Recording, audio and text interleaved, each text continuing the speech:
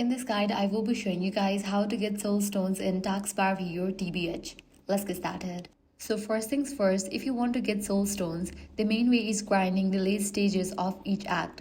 If you check the wiki and search for Soulstones, you will see that they drop from final stages like A18, A19 and higher acts like A28 and 29. These are the key framing stages you want to focus on. Now here's how it works in game. Head over to the portal and start running stages like A18 and 19. Or if you're stronger, A28 and 29. When you clear these stages, the boss has a chance to drop a stage chest.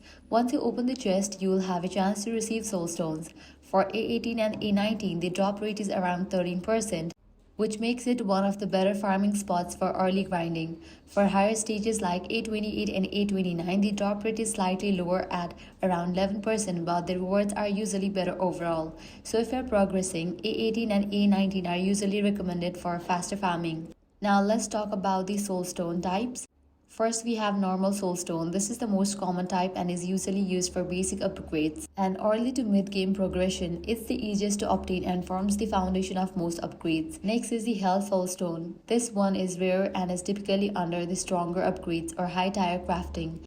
You will need these as you start pushing deeper into harder content.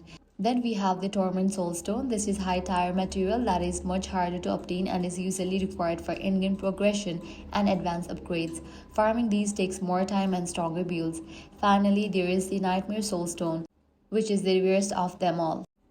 This is an in-game level source used for the most powerful upgrades in the game. If you manage to collect these, you are ready in late game territory. So overall, your best strategy is to farm A18 and A19 repeatedly for consistent drops and then move to higher stages once your team gets stronger.